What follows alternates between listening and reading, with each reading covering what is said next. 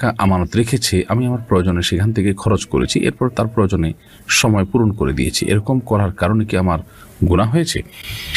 দেখুন, প্রথম কথা হলো যে আপনি কারোর কাছে যদি আমানত রেখে থাকেন তাহলে সেক্ষেত্রে সে আমানতের টাকা খরচ করাটা আপনার জন্য গুনাহের কারণ হয়েছে।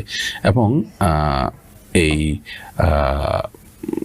আমানতের খেয়ানত করাটা এটা ইমানের সাথে অসঙ্গতিপূর্ণ বিষয়। নবী করিম সাল্লাল্লাহু আলাইহি ওয়াসাল্লাম বলেছেন, লা দীনা লিমান লা আমানাতা লাহু, যার ভিতরে আমানতদারিতা নেই তার দিনদারি না। বিধায় কারণ আমানতের টাকা খরচ করে আপনি গুনাহের কাজ করেছেন, বিধায় আল্লাহর কাছে আপনি তওবা করবেন, তবে সেটি আপনি আবার সমত পূরণ করে দিয়েছেন বা পূরণ করে দিয়েছেন, সেজন্য আপনি আমানত পরিপূর্ণ নষ্ট করেছেন তা নয়, তবে আমানত ভেঙেছেন, সেটা এক প্রকারের খেয়ানত হয়েছে। আল্লাহর কাছে ইস্তেগফার করবেন এবং ভবিষ্যতের জন্য না হয় খেয়াল করবেন। অনেকে বলে চুল কাটার পর গোসল না করে ঘরে ঢোকা যায় না, তাদের কথা কতটুকু সত্য? না, এটা সঠিক কোনো কথা নয় যে চুল কাটার পরে ঘরে ঢুকতে হলে গোসল করে ঢুকতে হবে, এমন কোনো কথা নেই।